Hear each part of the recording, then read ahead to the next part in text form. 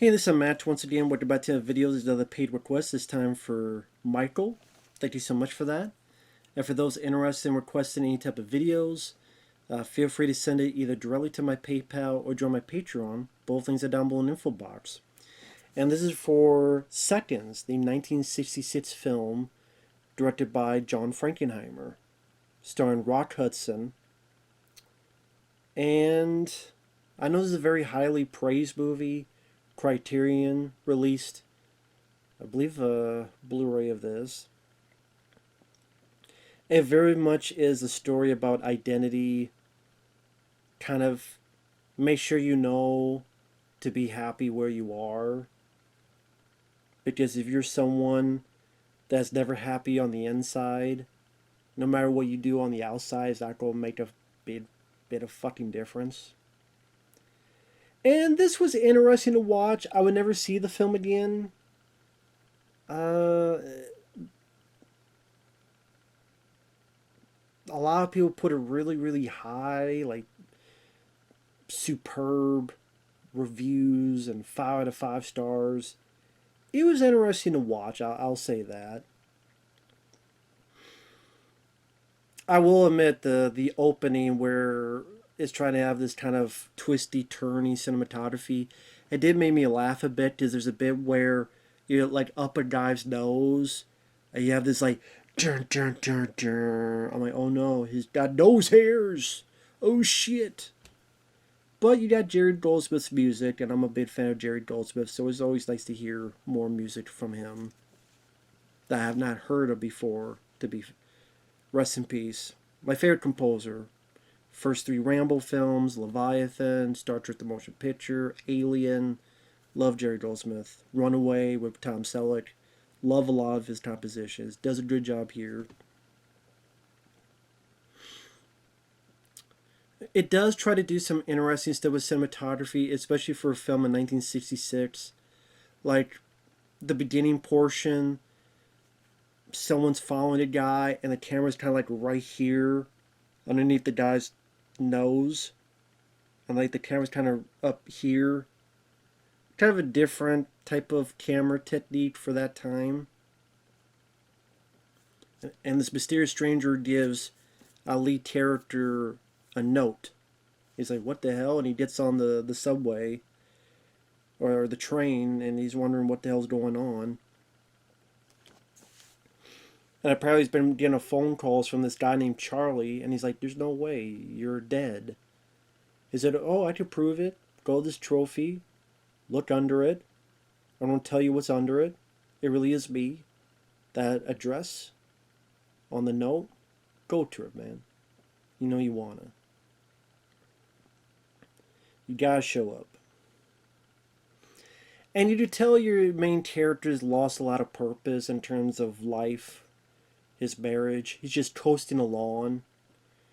He could barely make love to his wife. Like, the kissing is like really awkward, and like, just, you tell he just emotionally vacant. He's not there. So he goes to his address where he's led to this room. Spoilers. I gotta go into spoilers to talk about this. And he's drugged. And then he's kind of out of it. And you get a little bit of kind of different camera angles with the cinematography. Seems like he accosts a lady in this drugged state. You're wondering what's going on. He kind of steps out of it.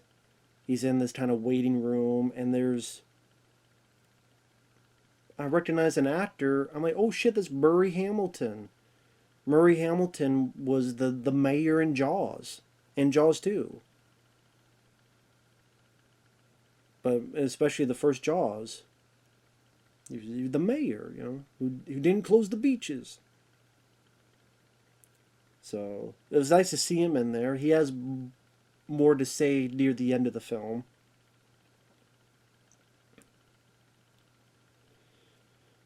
So our lead guy talks with the people there, and it's like, well, we know you're miserable in life. We found a cadaver that kind of fits your look. If you pay us a certain amount of money, we could change your life. You'll get a new life, a new younger body. You'll get a new job, something that you like to do. Hopefully, you get out of your misery. Now, one thing I don't like about the film is then they show him a film where they had drugged him and he had kind of assaulted this lady. And then you have this old guy in the back who's kind of like the guy who owns the place. And the lead guy goes, so is this blackmail or is this insurance? Well, yeah, it's more insurance. I don't like that because it may by that point he didn't really know entirely what this place was. This is they really make it apparent that this is based on choice. If your life isn't happy, that you would go along with this. But at the same time, by doing this, he has no choice. It's like he has to do this. Otherwise, his life is over. When he didn't know what this address was, he goes in, and it's like, okay, I'd like to hear you out, but now you're giving him no choice. So when it gets into the whole, you want a better life and you're never happy, well, yeah, he's unhappy, but then you don't give him a choice to back out. I thought that kind of faltered its message. Because again, you now stripped away his choice to back out. If he had a choice with no blackmail insurance going, okay, I mean, you could tell people we'll discredit you in a different way. And different. Like if they said, you can leave now, but don't tell anybody and we'll show this, that would have been different. But it's more like, if you don't say yes to this, we'll show this anyway. So again, if it's like, you can leave now, just, or this will get out. But if you don't say anything, then it don't matter. This is just going in the vault. But you still have free will. That would have been more appropriate for this type of story. Because this is about choices, and then when you take away the choice, it kind of dilutes the premise of it. So again, it feels like more he's forced to do this rebirth, or he's fucked. So he goes through the surgery. He's now a different actor plays him, and this time it's Rock Hudson, younger, better looked in, more vibrant. It takes months for this to get situated. He's going to be an artist in Malibu. These diplomas. You don't have to prove anything to anybody anymore. Granted, are you going to be paying his bills all the time? I'm surprised he didn't ask, well, what if I don't know how to paint? They kind of explain it, but it's still like, well, one sooner or later people go, you used to paint well, but you paint like shit now. I mean, isn't there always a way to... It says you don't have to prove anything to anybody anymore. Is that ever really the case? I mean, even people like Al Pacino or people like... They still do movies, you know, what the fuck, why'd you do that shitty movie? Like 88 minutes. Or Jack and Jill. I mean... So he meets a girl at a beach. You tell he's trying to get situated in this place, but he's not doing the best. Meets a girl, goes to a cocktail party, but it still seems like he's not happy. No matter what, he's not happy. No matter what he does, he's not happy. And even during this party, like, I think someone makes a comment, "You're a dirty old man, huh?"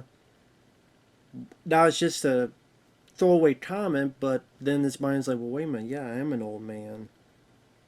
I guess I am a dirty old man. But it's one of those things where, I mean, he's not that person anymore, so...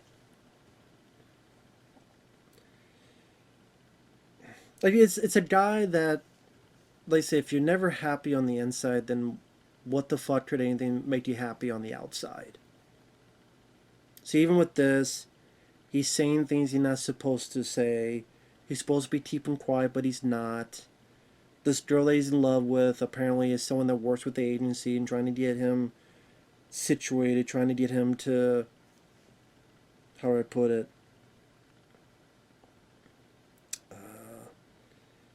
fit in. But it's one of those things where it's not quite working out, and he's breaking the rules.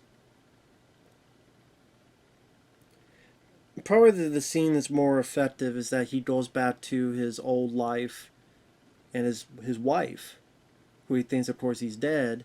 It's like, oh, I knew your husband, and how did you think of your husband? And she's like, well, I think he was long dead before they found his body. He was just emotionally unattached. I just felt like more of a sobering moment for him, where he kind of realizes that he didn't treat his wife that well, and can anything make him happy? I mean, why he doesn't then try to, I don't know, get this line of work working in Malibu? But just because he doesn't know who to trust, but at the same time, is that really that surprising with what's going on here? So then one thing leads to another. He's like, I want another body. And he sees Murray Hamilton. Now, it's nice to see Murray Hamilton there, because, again, the mayor from Jaws. And I will admit, this was a bit confusing, because it could be one of two ways. Because it's been months, and Murray Hamilton is still there. And you think, so, either A, they were so quick to find a body for this guy, but it's been months and months they haven't found one for Murray Hamilton. As a bit that he's talking to him and he's tearing up and crying. Now, why does he tear up and cry? This gives us the more spoilers. Because what happens afterward is, they ask Rock Hudson, do you have a referral? Do you have something, this and that? No, I don't. I guess it's the fact that if you don't have a referral, if you don't have anything in between, then fine, we'll say we're giving you a new body, but what happens is you're tied down, we give you the last rites, we're going to kill you, we're going to use your cadaver for another reborn. Which happens. Rock Hudson's character dies, and maybe that's the only way he'll be happy in a weird way. Right, he doesn't want to do it, he tries to get out of it, but tough titty. So I guess the notion is either Murray Hamilton wanted his friend to be happy, and he's trying, because he knows that, sadly, his friend's going to die, and there's nothing he can do to stop it. Or is he trying because he's happy because, oh, I'm finally going to get this new life because they've called me down? Or is he trying because he knows that he's going to die too? I wasn't 100% sure on what was going on with Murray Hamilton's character. I'm guessing that maybe Rock Hudson's going to die, and his cadaver will help Murray Hamilton have a reborn life. And maybe that's how the referrals work. The referral is... But at the same time, if they told Murray Hamilton, they didn't tell... If he knew about it, then how come they didn't tell Rock Hudson? It seemed like Murray Hamilton seemed like he knew more than Rock Hudson. Why didn't they tell Rock Hudson what they told Murray Hamilton? It seemed like Murray Hamilton knew more, and has it been reborn before? I guess he has, because his death was fate and he's in this body. So it was able to be done more than once. Because if he or does he know he's ready to die? and that's why he's trying. Said, yeah, I wasn't 100% sure on that, so I'm a bit confused. And then, like, before all Rock Hudson's final bit, we're pretty much talking with the main guy. It's about how this originally started with he wanted to take people out of their misery, but pretty much it seems like there's a lot of mistakes, and it seems like nobody is happy as much as they should be. I'm thinking, well, yeah, you don't really get the problem. The problem is you can fix all this, doesn't mean you don't fix what's in here. So I get what it's attempting to do. Rock Hudson, I thought, gave a pretty decent performance. Um, some of the camera techniques aren't too shabby. It's one of those films, though, that maybe because I've seen a lot of other films that deal with identity, whether it be Gattaca or other movies of that nature, that deals with identity and in different ways. I guess it didn't hit me as strong as it did with other people. Like I said, there's certain things I have questions about that I'm not really sure on what their meaning behind it is. I mean, a lot of people talk about, oh, it's so, like, I don't know, that maybe like scary. It's not really that kind of movie. I guess the idea behind it. But I don't know, maybe because I've just seen so many other sci-fi TV shows and stuff done this kind of thing, so I'm just more used to the concept. So it didn't seem as scary, as haunting as maybe it did with other people, either back in the day or now. Definitely a bit more of a just depressing ending. The last shot is interesting because you see that they're getting ready to drill on him, and the last bit is like, I'm guessing it was him maybe carrying his daughter on his shoulders on a beach, maybe a distant memory, and you kind of see it float away, probably with his death. Interesting final shot.